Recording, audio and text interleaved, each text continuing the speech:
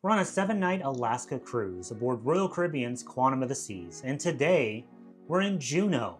Juneau is the capital of Alaska, and as a fun fact, it's the only US capital that is inaccessible by road. Juneau became the capital of Alaska in 1906 after the capital was transferred from Sitka to Juneau. Roughly 32,000 people live in Juneau, and it's one of the largest cities in the United States by square miles. In terms of cruises, a little over 1 million people make their way through Juneau every single year, and it's known for 2 major types of excursions. One going to the Mendenhall Glacier, and the other one is whale watching. There's so much to see and do in the city of Juneau, so let's get into it. Before we get to Juneau, we had mentioned in our last video that we were planning on getting up early this morning so that we could see the Endicott Arm and Dawes Glacier. So the captain had said we would be in the fjord and towards the glacier between 5 a.m. and 7 a.m. So we woke up at 4:30 that morning, bright and early, to go check out the sights and make sure that we didn't miss anything. The scenery as you sail through the fjord is amazing. Waterfalls, forests, icebergs on all sides, and it is super beautiful. One thing to keep in mind, bundle up. It was also extremely cold. Unfortunately, due to excessive ice, we did have to turn around about halfway through, so we did not get to make it all the way to the glacier, but this does happen, and I would still recommend making sure that you get up early so that you can at least take in some of the sights throughout the fjord.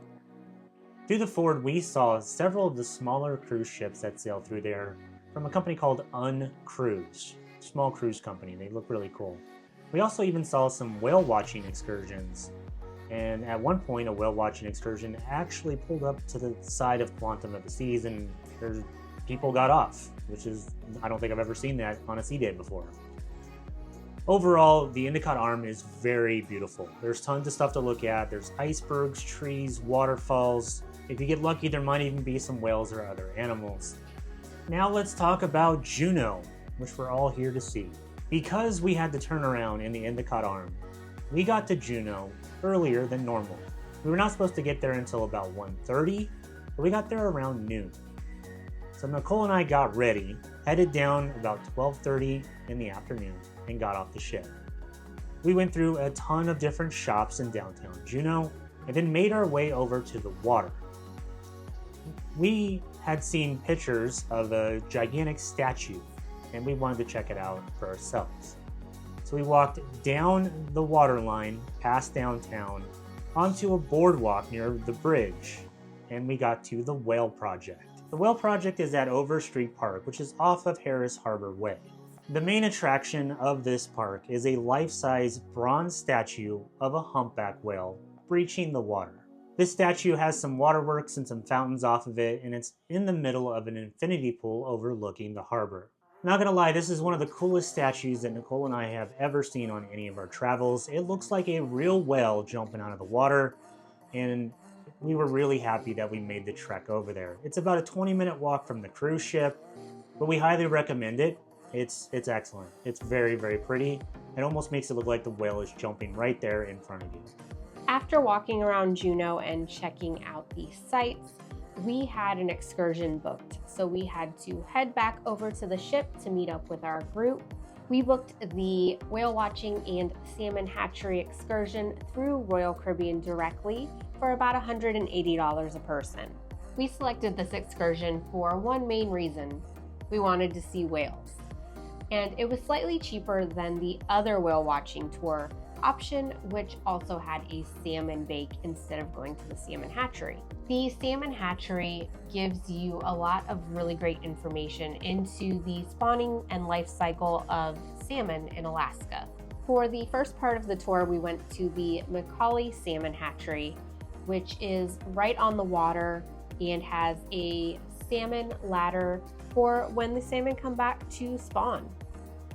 They also had a small aquarium and gigantic pits full of millions of baby salmon. If you enjoy wildlife, it was interesting and we did get a lot of really good facts. However, I do think this would be a much better option later on in the season when the salmon are actually spawning, because then you can see them utilizing the salmon ladder and coming back into the bay.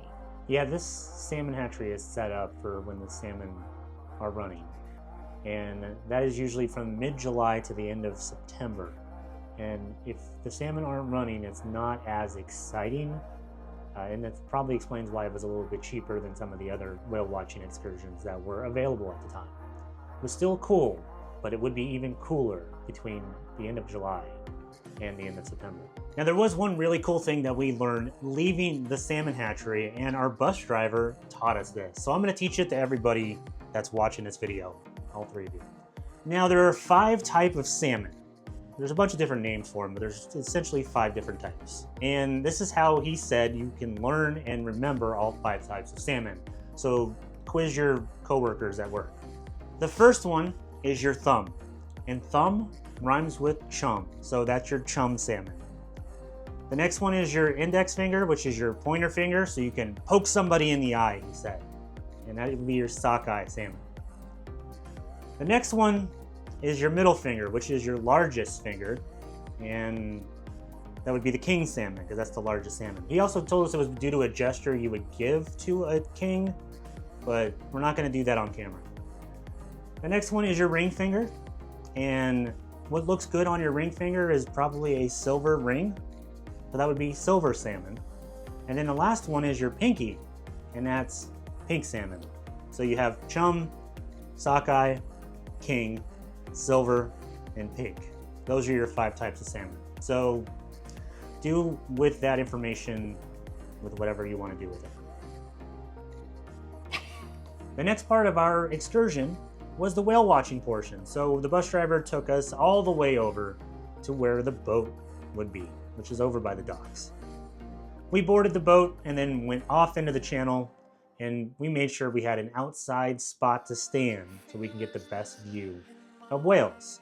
The most common whales you'll see in Juneau are humpbacks, and these whales are gigantic. They're between 25 and 40 tons at full size. There are humpback whales that live in Juneau year-round, and they only leave when they want to go meet another humpback and make babies, and then they come right back. Humpbacks live to be about 50 years old, and there are some older ones in the Juneau area. Just about every single humpback whale has a different fluke, which is their tail. They all look different, and that's how the scientists and the whale watching boat drivers tell which whales they're looking at. As an example, the most famous one that they were talking about was a whale named Flame, who's had a ton of calves over the years and keeps coming back to Juneau. Now let's talk about our excursion specifically and what we saw on our trip. We did a similar excursion back in 2021. We saw a ton of whales. And I think on this trip, we saw even more. They were everywhere.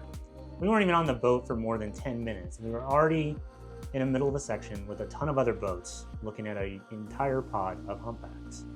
And one of the cool things about the humpbacks that we were seeing is they were doing bubble netting. If you don't know what that is, that's essentially when a pod of humpbacks produces bubbles under the water that trap fish, krill, all the stuff that they eat, and then they swim down and then swim straight up through the center of those bubbles and catch as many of them as possible.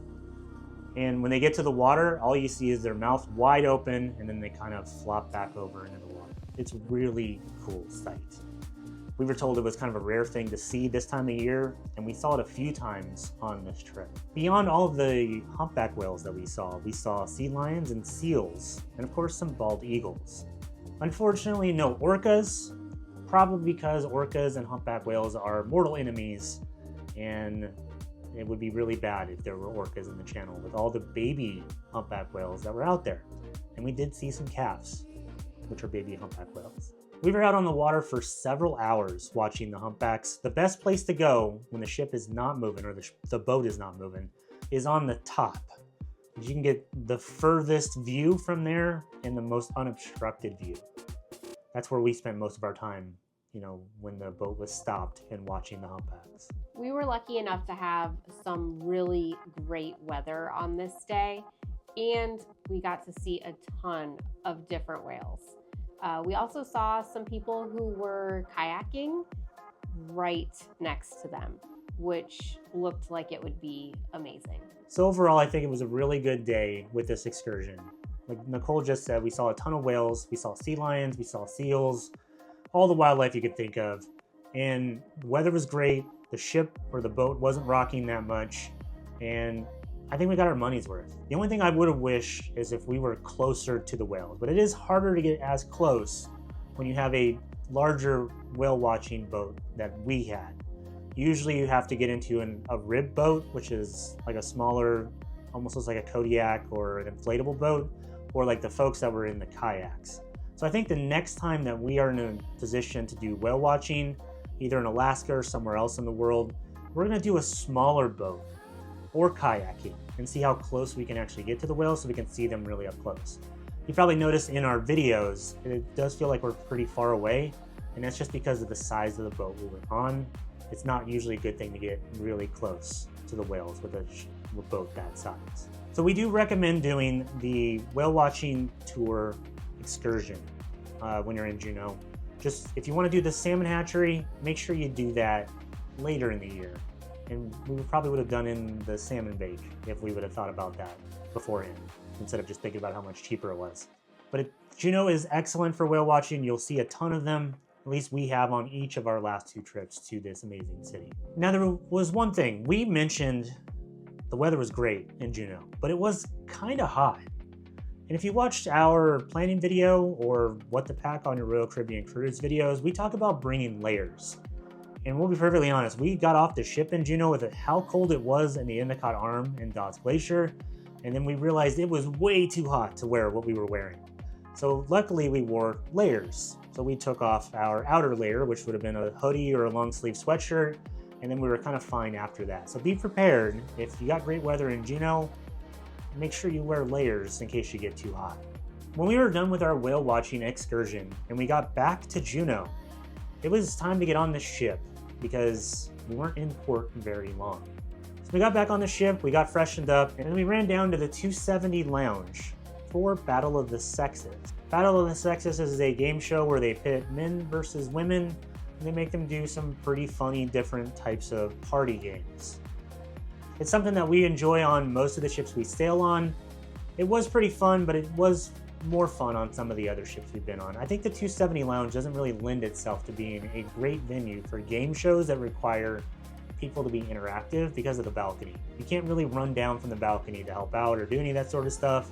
It feels really not as intimate as, say, Studio B or the different lounges on Voyager class ships. We still recommend Battle of the Sexes, but it could have been better.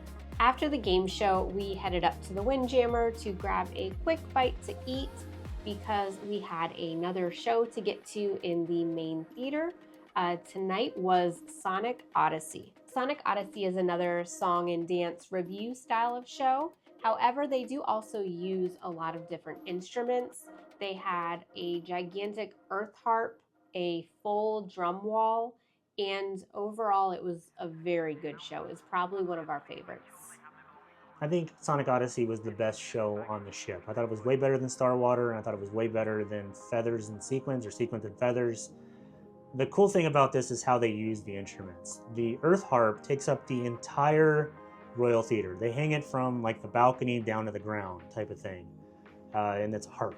And the drum wall has like 100 or more drums on it, and one of the drummers plays it, and then all the dancers and singers play it as well. It's a show that kind of incorporates instruments into the show. It's mostly about music. Honestly, it's the best show on Quantum, and you should definitely check it out. It's so good. It's overall, it's the best. And just a fun fact about Sonic Odyssey and the earth harp that we learned when we did the backstage theater tour. It takes them over an hour to tune the harp before the show. And if you happen to be in rougher waters to where the boat is rocking, they have to retune it every time. So they can spend hours preparing this harp just for this show.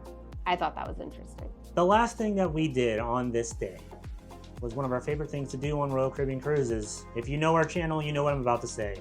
It's Crazy Quest.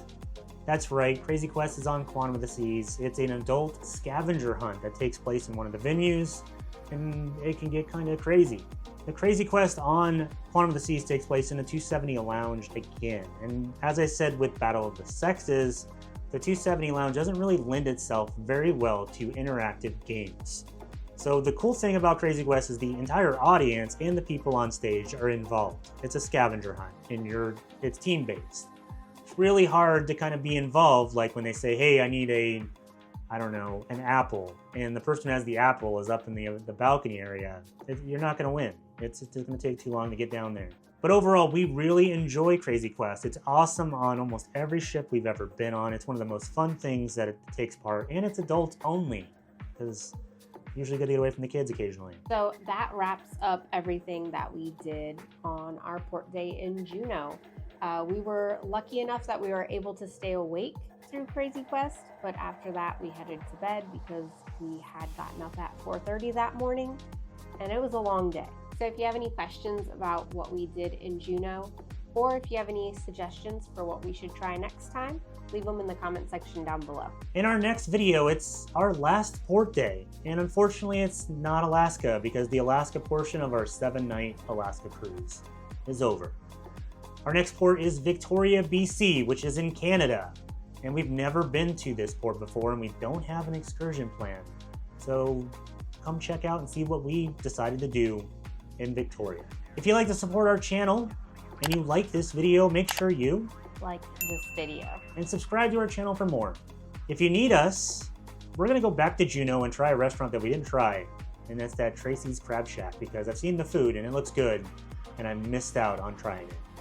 I'm Travis. And I'm Nicole. Thanks so much for watching.